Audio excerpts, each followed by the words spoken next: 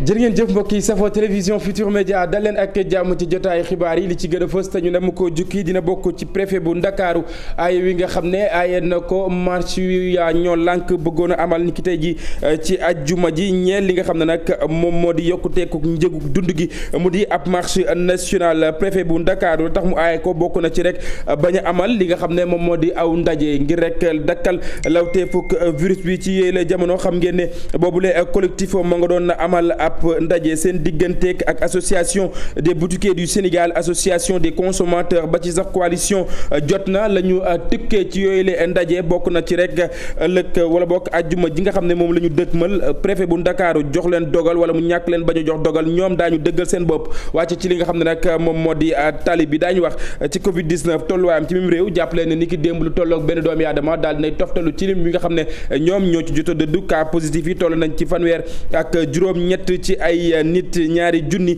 ak ñaar téeméer ak juróom-ñett fukk ak juróom-ñaar ci ay texte la ñu def ni ki démb daañu wax itam ci leneen mu di délégation CEDEAO bi xam ngeen ne nag egsi nañu fa nga xam ne moom moo di ca Conakry seen ak lim toll nañ ci fukk ak juróom-benn ci ay doomi aadama bokk na li tax ñu dem ca dëkk woowee càmbar li nga xam ne nag moom moo di bëgg-bëggu colonel Mamadi Doumbouya booba ak léegi nga xam ne coup d'état bi daal dina fay am waaye tam lan mooy ëllëg Guinée ba ci sax ki nga xam ne moom moo ko jiite woon moom Alpha Condé mbokki lu ni mel buñ ci noppee daañu ci toftali yéen kaay yi xëyee ndiki tey ji léegi ma dikk ñu faram fàccee.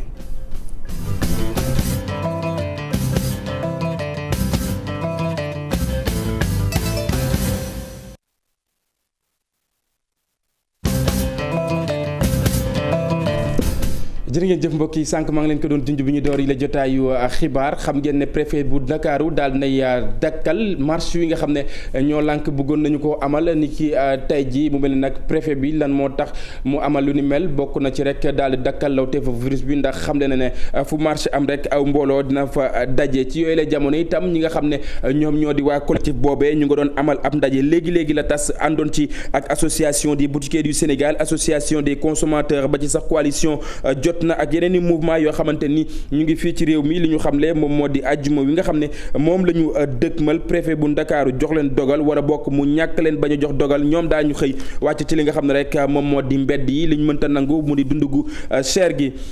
leneen loo xamante ni mbokk yi bokk na ci gouvernement bu Sénégal lu mu jëloon ci ñaar fukki fan ak ñaar ci weeru janvier atum 2014 mu ñeel wàññiteef ci li nga xam ne nag moom moo di location bi lu ni mel ba tey nag néew na ñu daal di koy jëmmal Momar Ndao njiit bu ASCOSEN li mu xamle moom moo di ministère des finances moom moo lajj ci li nga xam ne gouvernement bu Sénégal daal na koy dénk ci yooyu la jamono itam ki nga xam ne moom moo di Awa Niang di sàkku ci ñeneen ñi ñooñu député ñu gën a saxal li nga xam ne moom moo di bëgg-bëggu président Macky Sall ginnaaw ba mu ko àddoo ca conseil des ministres bi nga xam ne ñu ngi ko doon amal niki mercredi Alhassane Ba Gervais Yao ñoo daje ak ñoom ñu seetaan reportage. jotoon na ñu àddu ci mbir mi mu di location bis bu nekk muy gën di cher fii ci Sénégal njiit réew mi bëgg nag ñu xayma système de régulation bi gën ko ñoŋal. ñun dañ koy rafetlu lu tax ñu koy rafetlu parce que gis nañ ne bi nga xamee ne def nañ loi bi ba léegi muy 2014. benn yoon ministère bi nga xam ne moom lañ dénk mbirum location ndax nga loi yëpp moom la wax ne moo ko yore muy ministère des finances gisuñ ko benn yoon mu génn wax ci affaire location yi loolu day nasaxal application bi ministère du commerce sax moo ci doon xaw a yurndu tuuti waaye moom loi bi dafa wax ne autre administration habilité. loi bu jëm ci wàllum wàññite njëgum location bi ñu ngi ko adopté ñaar fukki fan ak ñaar ci weerub janvier atub 2014 fukk ak ñaareelu législature bi defoon li ni mel député bi di Awa Niang jàpp ni jot na commission yi nga xamante ni ñoom ñoo ŋànk wàllu woowule def li nga xamante ni moom mooy évaluation bi. loi bi adopté nañ ko wante ba léegi application bi dafa des ci suuf loolu nag man li may suggérer mooy que à l'Assemblée nationale am nañ ay commission yoo xamante ne commission compétente lu mel ni commission de l'urbanisme donc lu mel ni commission commerce donc lu mel ni commission délégation ñoom ñu fexe ba def évaluation parce que loi tim bu ñu ko voté ba pare dañu war a def évaluation xool ndax li voté loi bi ndax li tax ñu voté ko application bi c'est en vigueur ndax ñu ngi koy appliqué wala appliqué wuñ ko. ngir fexe ba gën a mën a réguler secteur bi régler problème bi taxawal observatoire immobilier ak loyer mu doxal nekk na li nga xamante ni jot na. kuréel la goo xam ne suba meeting woon mbirum location mbirum immobilier kese lay topp donc su fekkee moom loolu lay topp ça veut dire que kon bépp jafe-jafe bi ci am ñoom dinañ ci mën a taxaw ci teel te tam am na benn texte boo xam ne dafa waxoon kan moo war a nekk agence immobilière nga xam ne agence immobilière bi dina xam yoon lu mu wax. ñu woo rek képp koo xamante ne acteur nga comme li nga wax rek ñu fexe ba mën di daje donc def ko problème boo xamante ne ça sera géré vraiment de façon rigoureuse. Momar Ndaw di sàkku ci Sénégalais yi ñu yor texte yi xam dëgg-dëgg lu yoon wax lu jëm ci wàllum location muy xam ne at wu ne daañu jot lu jege fukki junni ci ay réclamation. Alxasan Ba mbas meeg tolluwaayam ci mu réew jàppale ne ni ki démb benn doomu aadama daal nay toftalu ci lim bi nga xam ne ñoom ñoo ci jot a dëddu cas positif yi seen ak lim toll na ci fanweer ak juróom-ñetti nit ci ñoo xamante ni laale nañu ak Covid 19 ñaari junni ak ñaar téeméer ak juróom-ñetti fukk ak juróom-ñaar ci ay test la ñu def nag jàppale ba tey fanweer ak ñeent ci ay cas communautaire ay doomu aadama la yoo xamante ni am nañu mbas mi te xamuñu rek fan la ñu ko jëlee ñeenti cas contact la ñu am mu di ay jegeñaale cas grave yi toll nañ ci. ñaar fukk jamono itam ñu ngi saytu seen wàllu wér-gu-yaram bu baax a baax fa nga xam ne moom moo di ci kër docteur mu mel lu ni mel nemmeeku nañ ci ak wàññi teef junni ak juróom-ñett téeméer ak ñaar fukk ak juróom-benn ci ay doomi aadama ñoom ñoo faatu boobaak léegi nga xam ne nag coronavirus mi ngi fii ci réew bu Sénégal. ñu wéyal xibaar yi mbokk yi xam ngeen ne ni ki démb la woon benn fan ci rek weeruk safar bi tey jile ñu ngi ci ñaareelu bés bi mu mel ni nag UCG ca diwaan bu Touba jamono yi nag daal dinay fab ba dëgër daal di rek fas yéene lépp loo xamante ni da di salte ca dëkku sell wa mu daal di ko fiy jëlee laata màggal gi ak itam bu ñu màggalee ba noppi lépp lu ñeel wàllu cet ga ñoom jël nañ ko def ko seen yëfi bopp ki nga xam ne nag moom moo di coordonnateur ba Moussa Thiam wala Mass Thiam lay wuyoo àdduna jëmale ci micro Pape Balla ak Talla Samb. li taxoon ñu ñëw tey ànd ak ministre de l'environnement et du développement durable ak suñu ministre aussi Abdoulaye Seydou Sow ministre de l'urbanisme du logement et de l'hygiène publique mooy ni ñu ko baaxoo def rek su amee saa su ne bu amee événement religieux bu demee ni gàmmu wala màggal dañuy ñëw gàttandiku événement bi commencer mettre en place un système de nettoiement laata événement bi di ñëw ak ci biir événement bi ak bu weesoo itam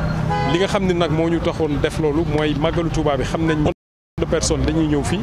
moo tax ñu ñëwoon indi fi dispositif bu takku bu booloog petit matériel ak aussi matériel roue parce que spécificité wu système de nettoiement Touba bi dafa nécessité ñu am ay pelle mécanique am aussi ay équipement lourd ay camion pour que sëngu mbalit yi ñu mën leen génne ci koñ yi li am solo aussi mooy gis nañ ni période bu mel nii bu amee ci ndigalu xalif bi borom dëkk bi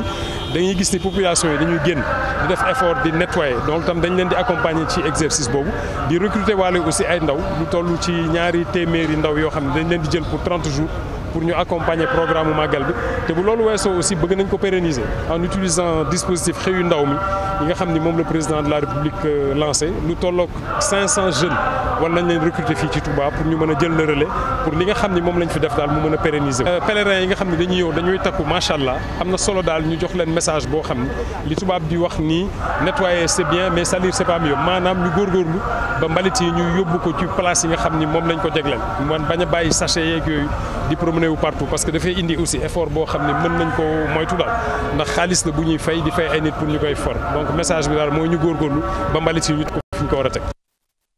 accident yi nga xam ne nag ñu ngi koy nemmeeku ci réew bu Sénégal di gën di bari bés bu yàlla sàkk tax na itam gouvernement bu Sénégal ca conseil des ministres bëgg amal li nga xam ne nag moom moo di code de la route bu yees jëmale fii ci réew mi waaye mel ni ñi nga xam ne ñoom ñoo di transporteurs yi maanaam ñi yëngu ci wàllu dem ak dikk li ñu xam ne moom moo di duñ ci ànd dummuyu nañ lu ni mel ndax lu ñu jàpp moom moo di nguur bu Sénégal balaa muy jël benn dogal war na mën a toog ak ñoom waxtaan ñu xool ana nañ lañ war a mën a doxalee gën a joyantiwaat li nga xam ne mi ngi sooxe ci seen ab secteur ginnaaw loolu ab ndaje bu ñu amaloon Marcel Farba Maron Gervais ci reportage.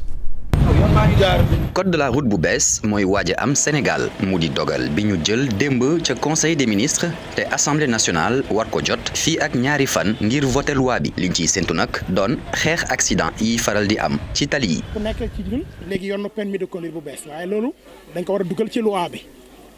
pour instituer ko mooy lu am solo beneen bi mooy. da nga daan toog ci garage bi ñu abal la oto ngay jàng di dawal wala nga sa papa am oto mu xëcc la jox la ngay dawal te loolu accident yu bëri am na fi. moo tax ñu ni fenn nga mën a jàngee dawal oto mooy ci auto école waaye nag loolu yow boo ko tegee da nga war a yokk sensibilisation da nga war a yokk communication waaye nag bu ñu deful dara fii laa koy waxee accident dafay gën a bëri dafay gën a métti nit ñi di gaañu foog ñu def dara te loolu bokk na ci ku def li nga war a def ci tali bi ñu daan la. boobu la décision nag syndicat transporteurs yi ànduñ ci. mënuñu wax code de la route te boolewuñ ci bu ñu ne diw tëgg la safara see tax ñu mu doon tëgg dama bëgg loolu mu leer la ñuy def yëpp tegul si yoon ñun ñooy acteur bi kon dañuy associé ñu fekkee si lu ñuy def kon bu ñu ko defee seen coobare bu ñu tollee rek ñuy lank en commençant par man li ñuy def yëpp amul li nga xam ne teg nañu ko si yoon tegul si yoon. annonce code de la route bu bees bi nag dañ koy daal di fësal tey ca garage Dakar Bignona foofu nga xam ne dañ fa doon organiser ay ñaan ak sensibilisation ngir fexe ba accident yi dakk ci réew mi. jërëjëf Marcel ñu àddu itam ci leneen bokk na ci ONG Jamra taxaw temb fabu bu dëgër li mu xamle moom moo di du ñu nangu benn yoon ñu fiy daganal soxna soo xamante ni dafa wanu lor mu daal di koy dindi ci li nga xam ne nag moom moo di coobareem Mame Makhtar Gueye ak ñoñam jamono yi nag taxaw nañ ngir uppi seen i ay gët xool lu ñu mel fii ci réew bu Sénégal ginnaaw am ndaje woo xamante ni ñu ngi ko doon amal ni ki démb Habib Faye Ababacar Camara ñoo fa teewaloon télévision Futurs Médias. Jamra dóor loxo ca table bi ONG bi ne du nangu mukk avortement médicalisé di am fii ci mim réew.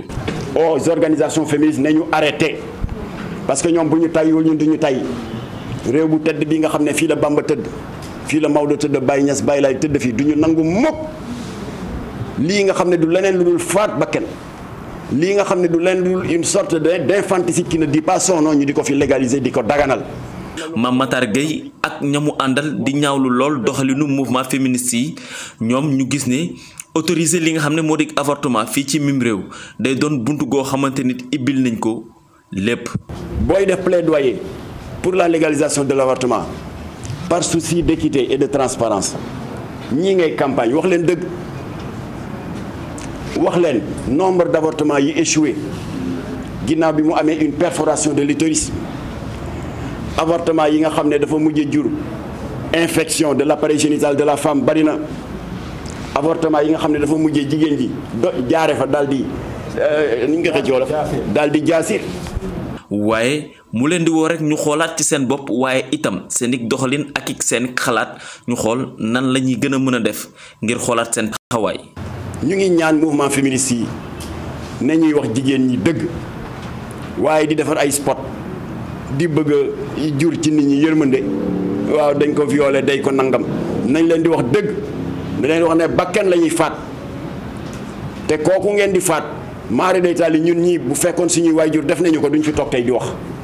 Mame Makhtar Gueye jàpp ne bu ñu légaliser lii di avortement day tax gën a dooleel ña nga xamante nit ñoo di jigéen ñi ca kaw góor ñi te it gouvernement bu Sénégal la mu war a def rek moo di teg ak comité consultatif ci li ñeel wàllum santé. ONG Jamra ñoom ne dinañ def ab tournée ci famille religieuse yi ngir ñaawlu avortement médicalisé gi di ram fii ci biir réew mi. Ndeyawa Sadio bu mur jërëjëf Habib Faye ñu sant ko gërëm ko wax itam ci leneen mu ñeel langue politique bi fii ci réew bu Sénégal jàppale ne ki nga xam ne moom moo di Mamadou Diop Decroix daal dinay dummóoyu coalition bi di Yewwi Askan Wi li mu xam ne moom moo di jamono yi nag naal na yeneen i coalition yoo xamante ni nag ak mbébétam la naka noonu itam ci ab doxu ndemmeeku woo xamante ni ma ngi ko doon amal ca Ngéeñeen naka noonu itam jiit bu bokk moomeel ba fa moom Mamadou Diop Decroix ñaawli na doxalinam Abdourahmane Diallo Mamadou Gueye demoon ci Ngéeñeen ngir xool ay nitam Mamadou Diop Decroix bëggatul yéey yàbbi ci coalition Yewwi Askan Wi. vraiment ñooñu li ñu def sañ nañ ko def nañ ko man it lii may def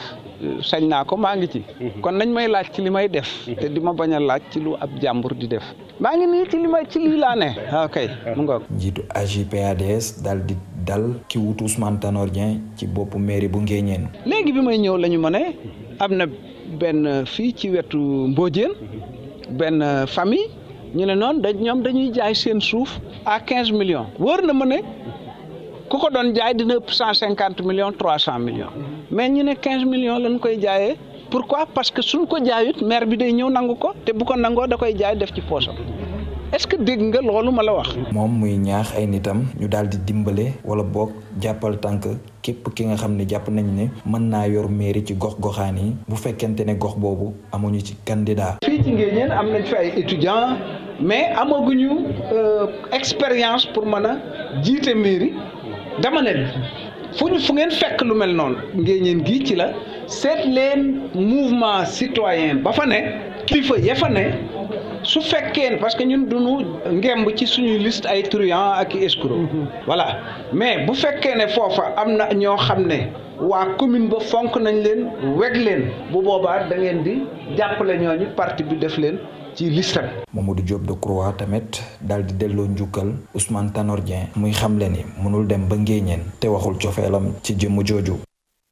mu mel ni nag coalition yu bëri yi nga xam ne nag ñu ngi koy nemmeeku jamono yi ci réew bu Sénégal jàppale ne ki nga xam ne moom moo di njiit bu Union sociale libérale moom maître Abdoulaye Tine mu xamle moom moo di lu ni mel itam aw guuta wala boog aw féewaloo képp donc lay jur ndax itam doole wi tax ñu mën a jàkkaarloo ak ki nga xam ne ñoom ñoo war a mën a tax ñu sos yooyu les coalition ku mooywul mën naa bañ a antu ginnaaw ab waxtaan woo xamante ni seqoon na ko ak Mame Birame Diouf ak Diafra Ba. Maître Tine moom mooy nag xam ngeen ne moom mooy jiit bu Union sociale libérale doon addu ci li nga xam ne moom moo di nag coalition yu bari yi nga xam ne ñu ngi koy nemmeeku fii ci réew bu Sénégal bu fekkee élément bi noppi na ñu jagleel ko mbokku téléspectateurs yi du ñàkk daañ ci ñëwaat nu mu gën a yaatoo ci suñu yeneen jotaayu xibaar incha allah ñu wax itam ci leneen Comeva mouvement la woo xamante ni nag professeur Eva Marie Coll Seck moom moo ko daal di jiite moom itam di addu ci lépp lu ñeel langue politique bi xam ngeen bëgg-bëggam jëm na ci élection territoriale yi nga xam ne na mën nañ ko amal ci atum 2022 ñi nga xam ne nag ñoom ñoo ci bootu rawatina ñi nga xam ne ñoom ñoo di daw ñi moom fas yéene leen gunge ginnaaw itam ca Fimela jàpp leen ne Matar Ba di secrétaire général bu collectif mouvement pour l'équité ak itam valeur moomee nag lañ bëgg daal di rek jox nopp ngir rek mu daal di jiite woowulee maire yi Aminata Goudiaby Abdou Karim Bey. ñoom nag ci coalition Benno Bokk Yaakaar la ñu bokk collectif en mouvement pour l'équité les valeurs et l'action ñu koy wax Comeva ñoom nag nee ñu élection territoriale yi di ñëw dañ cee fas yéene bokk ñoom nag ñu ni am nañ ay cellules daanaka fépp foo dem ci Sénégal waaye nag guléet ñu bëgg a bokk ci ay élections yu maire wala sax conseil départemental. mët nañu nag 200 cellules yoo xam ne def nañ ko ci Sénégal. Il y a eu des jeunes surtout des femmes qui ont décidé de se lancer dans la bataille pour vraiment les municipales et les locales. ci ndaw yi nga xam ne nag ñoom ñoo nekkee ci Comeva bokk na ci Mokhtar Ba moom nag moom mooy secrétaire général bu Comeva mu déclaré candidature am ci mairie bu Fimela ci loolu sax taxawal nañu benn cellule Comeva foofee ca Djilor Djidiack nga xam ni benn la ci village yi nga xam ni ñoom ñoo nekkee foofee ca commune Fimela. élection locale ñu fas yéene tamit bokk ci jongante bi pour mën a suqali commune bi parce que jot nañ cee am expérience pendant 10 ans ñu jàpp ne xëy na suñu indiwee suñu doole fii ci commune bi dinañ ci mën a indi coppite. ñoom nag nee ñu li yàgg nekk seen liggéey bokk na ci développement surtout ci gox yeeg goxaat yi moo tax nag ñoom ñu ni di ñu nam rek moom moo di fexe nu Fimela développé ndaxte foofu potentialité yi nga xam ne ñoom ñoo fa nekk bëri na. waaw tey commune bi dafa nekk commune boo xamante ne commune bu riche la. suñuy stratégie dañu jàpp ne commune Fimela parce que commune bi lépp a ngi fi gëm nañ ne que force vive yi suñ leen regroupé autour d'un projet bu Comeva parce que jot nañ cee am expérience pendant 10 ans jot nañ cee am ay relations jot nañ cee am ay partenaires au niveau national comme au niveau international donc ñu jàpp ne xëy na suñu indiwee suñu doole fii ci commune bi dinañ ci mën a indi coppite pour que commune bi mën a avancer dëggantaan. mbay mi napp gi ak itam tourisme gi nekk na secteur yoo xam ni ñii di waa Comeva bëgg nañ ci sukkandiku ngir rek développer foofee nga xam ni moom moo di Fimela. Aminata Goudiaby Fimela fii itam ci Wakaam ndaw ñi ñu ngay yëglu di xupp itam gouvernement bu Sénégal la ñu bëgg bokk na ci dëggal jubal leeral mu ñeel li nga xam ne nag moom moo di seen yoronu commune woowee Mariama Faye moom mooy responsable yu ndaw ñi ci ñi nga xam ne nag ñoom ñoo féete ci wàllu jigéen ñi ci parti wile di Benno Bokk Yaakaar diwaan bu Wakaam àdduna jëmale ci micro Alxasan Ba ak Amadou Ba.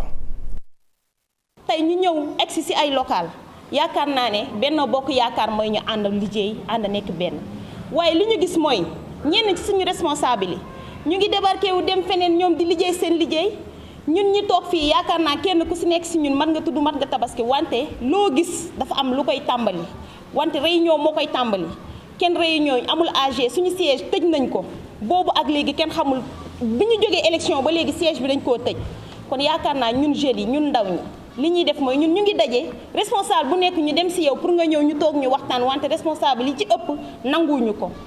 kon li ñu bëgg mooy responsable yi ñu ñëw ñu daje ñu liggéey loo gis waxtaan la xàcceendoo dóorandoo yaakaar naa moo ñuy may ndam kon ñun yaakaar naa li ñu war a def mooy du groupe bu nekk dem sa côté ne da ngay liggéey loolu gañewul élection locale yi nag li ñu bëgg mooy di ko wax pour ñëpp yëg ko bu ñu kenn imposé nit rek mu jóge fale ñëw ne moom moo ñuy jiite parce que ñun Wakaam la ñu dëkk Wakaam la ñu bëgg Wakaam la ñuy liggéey. mbokk yi maa ngi leen ko doon junj sànq bokk na ci rek waa ñoo lànk rek li nga xam ne amaloon nañu ko doon waxtaanee jëmale ci marche nationale bi nga xam ne nag namoon nañ ko amal ni ki tey jii ci àjjuma ji te préfet bu Ndakaaru daal di leen koy lànkal ñoom li ñu xamle ginnaaw ndaje bi nga xam ne nag ñu ngi ko doon amal ni ki tey jii bokk na ci rek àjjuma wi ñu dëkkmal préfet bu Ndakaaru antu ak ñoom wala mu ñàkk bañ a antu daañu amal li nga xam ne moom moo di marche bi wàcc ci mbedd yi ñu teewlu ko nga xam ne moom moo yoroon seen i kàddu ci micro Fat Bintou Konté. leen décision préfet bi c'est illégal c'est injuste tegul ci yoon le préfet de Dakar qu'il se prépare ñun faluñu fii préfet boo xamante ne il est là au service d'une poignée de personnes ñun préfet boo xamante ne il est là pour satisfaire un service public lañ fi teg et nous sommes des citoyens sénégalais yoo xamante ne nii tey dañoo am lu ñu naqari ci réew mi te kenn duñu ko teree wax et nous allons le dénoncer jusqu'à notre dernière énergie bu loolu weesoo tey nii bind nañu lettre d'information ça c'est une autre information bind nañu lettre d'information suñu fi jógee léegi dañuy demaat préfecture déposer une autre lettre d'information parce que vendredi le 17 bii di ñëw avec retenez bien avec ou sans autorisation nous le collectif Ñoo Lank nous les organisations de la société civile nous allons marcher par A ou par B. aywa ñu àddu ci leneen concours atum 2021 mu mel ni nag ñi nga xam ne ñoom ñoo di candidats yi toll nañ ci fukk ak juróom benn ci ay auteurs yoo xamante ni bëgg nañu wuutu ki nga xam ne nag moom moo di Hervé mu ñeel prix littéraire français wi nga xam ne nag fësal nañ liste wu njëkk mu ñeel finaliste yi nag jamono yi ñi nga xam ne ñoom ñoo ci jongante daanaka bari na di ay xaatimkat yoo xamante ni jamono yi nag ñu ngi yor li nga xam ne nag moom moo di seeni ay stylo ñu teewlu tënk li nga xam ne Ibou Diouf ak Thierno Laurent Mendy daal nañ koy def. L'histoire est un peu compliquée mais. gannaaw bu mu jëlee raaya prix Amadou Kourouma ci atum 2015 ak livram bi di Terre Sainte ak prix littérature Porte Dorée ci atum 2018 Mohamed Bougar Sarr di yóotu beneen prix di prix Goncourt 2021 loolu rek du loo xamante ne dina amal solo lool bindikat bi fekk baax Sénégal. waaw jongante la goo xam ne fële ca Tugal la am moom mooy académie Goncourt ñooy seet at mu nekk ci éditeur français yi ñu xool ba xam ci téere yi ñu mool génnee ko ana yan téere la ñu jàpp ni que ñoo gën a ñoŋ te ci présélection bu njëkk bi dañu rafetlu lool am ñaari doomu sénégalais ñoo xam ne ci sénégalais fii kenn ki moom sénégalais Mohamed Bougar Sarr David Diop itam cosaanam fii di ci Sénégal. Mohamed Bougar Sarr bu jëlee bi la raaya dina bokk ci liste bi nga xamante ne daanaka ay doomu Afrique ak Sénégal ñu ngi ci bokk na ci René Maran David Diop ak Marie Ndiaye loolu tamit di ngénneelu maison d'édition yi. day fësal ki nga xam ne moom moo bind téere bi waaye éditeur bi ko mool tam daanaka moom itam da koy fesal prix la yoo xam ne du koppar gu bari lañ en fait daanaka góoma sax nañ leen jox koppar parce que euro symbolique la mais li ñu ci jëlee moom mooy bu fekkee nee nañu diw moo yóbbu raaya gi daanaka nit ñi dañuy daw librairie ngir dem wuti téere bi. prix Goncourt di ab raaya bu ñuy jagleel ñi nga xamante ne ñooy bind téere ci wàllu kàllaama français. résultat yi nag ñu ngi koy xaarandi lool fii ci Sénégal. daanaka loolu la ñu nekk di sàkku pour ñu mën koo am ci suñu réew yi am nañu li ñuy tuddee grand prix du président de la République boo xam ni bokk na ci prix littéraire yu mag yi ñuy joxe ci suñu réew mi. voilà léegi loolu day bokk ci liy dundal. suñu métier mi di métier littérature. bu weesoo Mohamed Bougar Sarr bi nga xamante ne mu ngi ci liste fukki bindkat ak juróom-benn yi jongante ngir jël prix Goncourt bi le am na David Diop du français bu cosaanoo fii ci Sénégal moom tamit mu ngi ci jongante bi loolee ñu koy xaarandi ñetti fan ci weeru novembre. jërëjëf Ibou Diouf ñu sant ko gërëm ko mbokk yi itam ñu àddu ci leneen jàppale ne benn hélicoptère woo xamante ni ma nga rek bokk ca armée ivoirienne moom moo daal di nekkoon ci mission jamono yi nag ni ki tey ji ci àjjuma ji itam yemook fukki fan ci weeru septembre ginnaaw bi 2 heures du matin jotee boobule roplaan nag dafa daal di réer xam ngeen ne ma nga nekkoon ca zone bu Ferke doon jubal fa nga xam ne nag moom moo di Gorogo nag jamono yi nag li nga xam ne moom moo di recherche yi ñu ngi koy wëyal ngir xool hélicoptère boobee nag ana fan la nekkee ci jamono ak itam doomu aadama yi nga xam ne ñoom ñoo ci nekk bokk ci armée ivoirienne ñu daal di leen di mën a sauver. ñu àddu mbokk yi ci leneen loo xamante ni maa ngi leen ko doon junj bi ñu door yi la jotaayu xibaar bokk na ci délégation yi nga xam ne ñoom ñoo bootu ci CEDEAO egsi nañu fa nga xam ne nag moom moo di ca diwaan bu Conakry ñoom ñooñee toll ci limuk fukk ak juróom-benn ci ay doomi aadama yoo xamante ni nag ñu nga fa jamono yi nag ñu nga yëgoon ci aw roplaan boo xamante ni état guinéen moom moo ko moom ngir rek daal di wàcc fa nga xam ne moom moo di ca aéroport woowee nag ginnaaw bi 11h jotee la ñu fa agsi bokk na li nga xam ne nag moom moo waral seen ak mission diwaan bu Guinée ginnaaw coup d'état yi nga xam ne am na fa ay fan a ngi nag ñu daal di sëgg bu baax a baax ci bëgg-bëggu ki nga xam ne moom moo di colonel Mamadou Doumbouya ak itam lan mooy ëllëgu Guinée lan mooy ëllëgu itam njiit bu réew boowoon moom Alpha Condé loole lépp daañ ko càmbar ci ndaje wi nga xam ne nag ñu ngi ko fay amal jamono yi may wax ak yéen.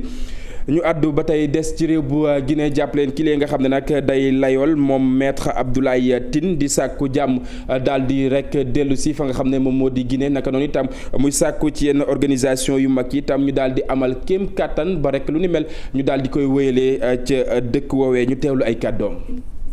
dégg naa Union africaine Nations Unies CEDEAO ñu génnee benn communiqué ne dañu bëgg Guinée en tout cas ñi nga xam ne ñoo ngànku nguur gi ñu delloo si ordre constitutionnel bi laaj buy samp moom mooy ban ordre constitutionnel la ñuy wax est-ce que ordre constitutionnel ba nga xam ne ca jalgati la juddoo parce que dañu ko salfaañe pour am 3e mandat wala ordre constitutionnel ba nga xam ne moo fa taxawoon et que ordre constitutionnel boobu boo ko sawaay Alpha Condé jalgatiwul woon ñetteelu mandat du mos a am maa ngi njort ne peut-être ordre constitutionnel bu njëkk bi la ñuy wax et que dans ce cas le président Alpha Condé il sera en tout cas hors jeu parce que jeexal na ñaari mandat tey pour en tout cas tontu ci sa laaj bi donc médiation bi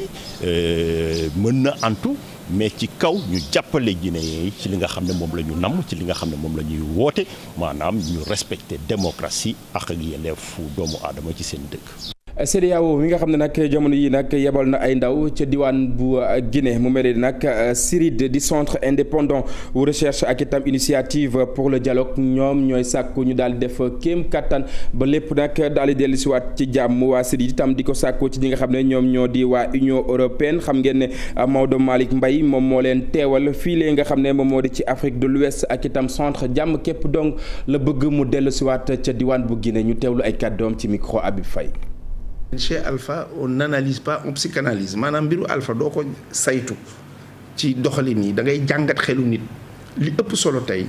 mooy Union africaine CEDEAO bu ñu condamné te ñaawlu ba pare ñu jegewaat transition bi nag xale yi bon on les appelle ay c'est des jeunes ils n'ont pas l'expérience d'État. Bush maanaam ñi def coup d'état bi amuñu expérience ci état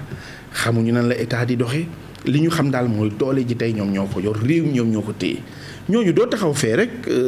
di leen xarab naan nañ fi jógee nañu delloo pouvoir bi loolu wax la d'accord mais lu ne kët lu ne jon na koy faj nag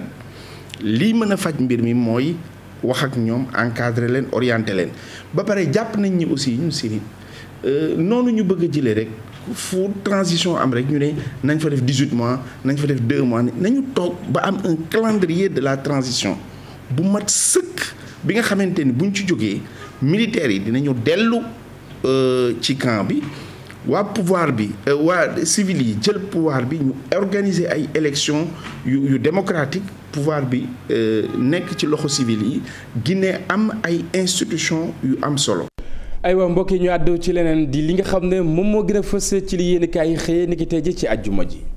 jërë ngeen jëf màggatum jinne du tàggoo mukk ak i ngelaju yu muy jommale ay gone Abdoulaye Wade doy na ci sëkk firnde ubbil yéenekaay bi ngir taxaw jàmmaarloo ci wotey local yi ak Macky Sall ak it waa coalition Yewwi Askan Wi moo waral waa Parti démocratique Sénégal ak ñi ñu àndal ànd taxawal coalition bu bees journal bi nañu doonte waxuguñu coalition bi nan lay tudd waaye xam nañu ñan ak ñan ñooy nekk ci coalition ba waa Parti démocratique sénégalais la waa Bokk Gis-Gis bu Pape Diop AJ/PADS Congrès Renaissance démocratique ñu ràññee ca taxaw tem moo ràññee ca waa Acte bu Abdoul Mbaye ràññee ca République des valeurs bu Thierno Alassane Sall waa LD Debout ca la ñu bokk Label Sénégal ca la ñu bokk Ensemble ca la ñu bokk leneen ak ñeneen ca la ñu bokk coalition jot na it sama nga ci biir L'Observateur nañu ñi taxawal boobile coalition nee nañu li ñu bëgg moo di département bu nekk ci réew mi ville bu nekk ci réew mi commune bu nekk ci réew mi ñu am fa ab candidat Tribune nañu ak lëngoo di alliance politique bu bees amatina ci langu politique gi gile yoon ci kujjëg politique gi la fare Parti démocratique Sénégal moo ca nekk waa Bokk Gis-Gis AJ bu Mamadou Diop Decroix CRD di Congrès Renaissance démocratique ak waa jot na Vox Populi bind ne yëf yi du coalition bu ndaw méga coalition la ko tuddee ba dañuy wax ne ñi ko séq duñu ay como ci politique bi ay kàngam lañu la Sénégal xamal ñu ne waa Parti démocratique Sénégal téye nañu seenub coalition waa kër Abdoulaye Wade di libéraux yi fexe nañu ba pekk Thierno Alassane Sall Abdoul Mbaye Diop Decroix ak waa jot na journalisé ko moom xëy mel ne ko amuk jaaxle ci boobu xeetu ànd ba bind ne geneenuk alliance contre nature mu di ànd bu àndul amatina ci opposition bi journal L'Info bokk ci journal yi xëy information bi ci seen xëtu njëkk ba dañuy wax ne ginnaaw ba leen coalition Yewwi Askan Wi gannaawale parti yi des ci opposition bi ci njiital Parti démocratique Sénégal ànd nañu xàll seen yoonu bopp L'Info jàngati ci weneen yoon wu góor gi di Abdoulaye Wade xutti ngir wutali local yi 2022 yi Le Témoin nañu waa Benno Bokk Yaakaar ak waa Yewwi Askan Wi am nañu wujju wu mag ci élection locale yi Parti démocratique Sénégal nee na nikk ci ab coalition te du leen may dara ñi ñu ko fas yéene ñàkkanteel ñenn ca di waa Yewwi Askan Wi Walf Quotidien mi ngi ñuy wax ne kii di Khalifa Ababacar Sall mi ngi def ay pexe ak i mathématiques ngir seet nu mu yaatalee coalition bi enquête xëy moom it gën a yaatal waxi coalition Yewwi Askan Wi ñoom ña ca nekk fa ñu mëne ak fa ñu tëlee journal enquête xëy na di ko càmbar ndawi Ndakaaru nee nañu ab lay la ay kàddu la yu journal Source A xëy binde noonee ci xëtamu njëkk ubbil yéenekaay bi ndawi Ndakaaru nee nañ ab lay la ak collectif la gu ñu taxawal mu ëmb ay jeunes yu bëri yu nekk ci Ndakaaru ña ca nekk nee nañu amuñu sikki sàkk ci ne candidat bi gën ci Benno Bokk Yaakaar ngir mairie bu Ndakaaru Abdoulaye Diouf Sarr la am nañu yàqin lu wér ci ne bu ñu tànnee Abdoulaye Diouf Sarr def ko candidat ngir mairie bu Ndakaaru ci loxoy Benno Bokk Yaakaar lay mujjee te li koy firndeel moo di ni mu dëkkee defi adversaire moom Diouf Sarr ci élection yu am ci réew mi saa yu ñu mbëkkante da leen di duma wan leen gannaaw ba leen ak pënd bi xaajagut a wuri ci coowal faux passeport diplomatique yi ñuy jaabaajonge ci réew mi journal Les Échos xibaar nañu ne ministre de la justice dafay sàkku ci assemblée nationale ñu dindi immunité parlementaire bu honorable député Mamadou Sall ak bu honorable député Boubacar Biaye ngir ñu mën a amlante ak yoon te ni mu ko bëggee moom ministre de la justice noonee la ko assemblée nationale di defee waa ji waral wax ji di El Hadji Diadji Condé yéenekaay bi nee nañu defeere nañu ko démb waaye retour de parquet lañu ko def tey jii ci lañ ko war a defeere waat keneen ku ñu war a defeere tey ci meneen mbir L'Observateur nee nañu moo di rappeur bii di Kilifeu démb lañ ko waroon a defeere mu dem jàkkaarloo ji ak procureur bi waaye mujjutaam alkaati yu diggi ñoo ko tëyewaat ngir seenub enquête source waa nañu waa ji di Simon bokk moom it ci Y'en a marre ma nga ca dikk waa division investigation criminelle ñoo ko convoqué ba garde à vue ko ak convocation sax moo tax ba Kilifeu kenn defeere wu ko démb libération nañu ginnaaw landing Bessane Seck di Kilifeu kii di Simon it arrêté nañu ko Cheikhno Amadou Diallo mu tudd aw turam ci enquête ba wax ca ñaari millions yu ko Simon encaissé woon ngir abal ko passeport français moom Simon libé nee nañu bi ñu ko njëkkee convoqué fekk ko woon Dakaaru Kaffrine fa la ne woon démb nag ci la dem wuy ji waa dikk ba mu yeggee ci la ñu ko tëye garde à vue ko. jërëjëf Mamadou Mohamed Ndiaye mbokki fii la ñuy jaar bural jotaayu xibaar yi dig daje ngoon incha allah 13h 19h30 20h ak rédaction bu télévision Futur Média daañu fi teewaat jukki leen xibaar yi ci kàllaamay kocc ak itam français lu mooy loolee itam ñu bàyyi leen ngeen wéy ak programme TFM juma mubarak mbokk yi ñu yendu jàmm.